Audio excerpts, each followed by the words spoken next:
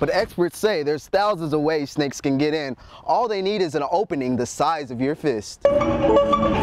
Don't judge this game by the flashy lights and whistles. This game gets kids up and moving and even playing in pairs. This is the app that the passenger was using moments before the fatal car crash. It shows how fast you're going, and it can also be used against you in the court of law. The Marshall wastewater plant, which is directly right back behind me, you can see a lot of flooding has taken place in this area and all throughout the county. With less than 2 weeks away from the general election, Hillary Clinton made a stop here in Tampa, Florida to sway those voters. After the wedding crashers were kicked right out of this reception area, they stumbled their way to the house of beer. But what they didn't know is the owner of the bar was the one getting married. While there are plenty of beautiful homes here in Tampa Bay, Rohan is thinking bigger, much bigger, like outside the continent big. These exotic animals are now slithering into homes in hopes to feast off of other animals such as lizards and frogs. These cold-blooded mammals are often found in places like your dryer, behind your fridge, and even stove. It happens quite a bit, actually. Sometimes at 3 o'clock in the morning, somebody gets up to get a glass of milk or something and they see it in their kitchen. Just looking for warmth.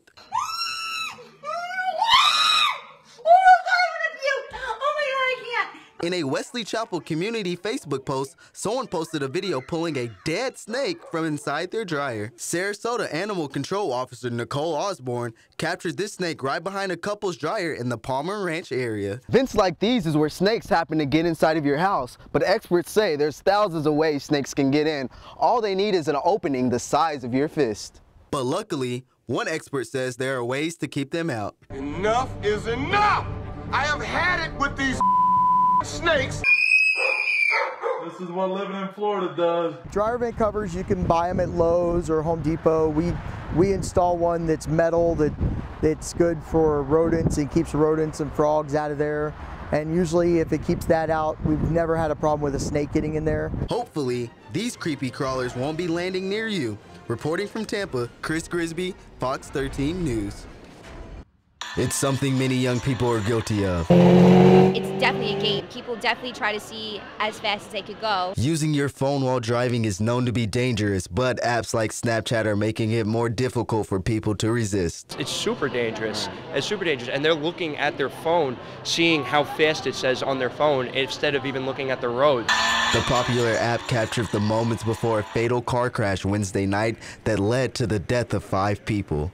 This is the app that the passenger was using moments before the fatal car crash. It shows how fast you're going, and it can also be used against you in the court of law. If he pulls it up by Siri or swipes to activate his device, it may or may not even be a crime. Attorney Bob Samartin says lawmakers have some catching up to do in order to keep up with the new technology. It would be helpful, I think, if they kind of tightened it up as the technology evolves and the kids stay ahead of us in terms of what's new and exciting and what they're doing behind the wheel of the car. While the app warns users not to Snapchat and drive, it does nothing to actually prevent them from doing so. Some say it's going to take a different mindset. It's just because of where society's heading too.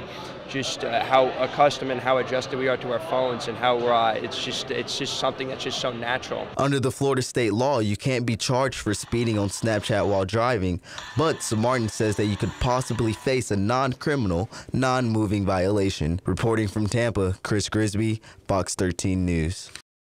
It's quiet here at Manatee County now that homecoming week is wrapping up, but earlier this week, the big debate over the Confederate flag caused a big stir around campus. I was actually out there when he first unfolded the flag and stood in front of everybody with it. Cheerleader Patient Maps was shocked when one of her fellow classmates brought this to campus on Wednesday, a Confederate flag with the words Trump 2016 written on it. I actually met my friend and told him that this is crazy. Why did they let him bring the flag to school? It was part of Manatee High School's National Pride Celebration, one of the themes for Homecoming Spirit Week. Mapp says it wasn't the stars and stripes, but rather the racial slurs that came along with it and offended her. They were talking to other people, talking about, oh, we forgot to bring the change with us also, and that was a very hateful and discriminating comment. School administrators confiscated the flag, but for some, the damage was already done, as pictures quickly went viral. In response, some students staged a peaceful protest before class and after class on Thursday. We made a peaceful point. I feel like we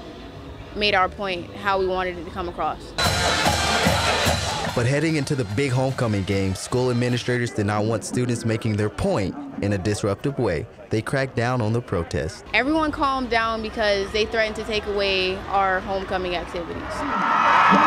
The school is now reviewing its Pride Day policy to see if maybe they need more specific rules on what's appropriate for school. Students say they just want to feel like a community again. As a team, we're a unit, and no matter what color you are, whatever your nationality is, we are a team and we're always together no matter what. It doesn't matter where you come from. As a team, we stick together. Now that homecoming week is wrapping up, students will remain vigilant and continue those peaceful protests starting back again on Sunday. Reporting here from MMJ High School, I'm Chris Grisby, Fox 13 News. Anoko Solomon has transformed this plastic bag into this. A mat that will bring a small piece of comfort to someone who needs it. My husband actually read about it in a Lutheran magazine. Here's a project for you ladies to work on. And with that, Anoko began crocheting away. Through a little folding, snipping, and some more folding, these bags have become her yarn. And you just tie them together like you'd string a string of rubber bands or something. So I'm gonna grab it like this. And I decided to try a little bit for myself. Like that? Yeah. And soon after, then I'm gonna go like that. I tried. And pull it through. This one too? No. But I just couldn't get it. Like that? Yeah, that, well, not exactly. It takes about 500 bags just to make one of these mats. This one right here is about 6 feet long and 4 feet wide. Since she began last spring, Solomon and the Lutz Land O'Lakes Women's Club have completed 40 mats for the homeless. And she isn't stopping there. Now she's showing other groups across the Bay Area how to do it. I don't know how many more are being made because it's spreading. I've gotten other churches to work on it. It's getting around. As soon as we get them in, people want them, for sure. And homeless organizations can't keep them in stock. They've been really popular because you can roll them up, they're light, and it's just easy to throw it down anywhere and go to sleep. I didn't expect this would be one of my favorite projects, but it is. For these ladies, it's a project that is good for the heart. It does make me feel really good. And the soul. Like that? But for now, I think I'm just going to stick to reporting. How about that? Reporting from Tampa, Chris Grisby, Fox 13 News.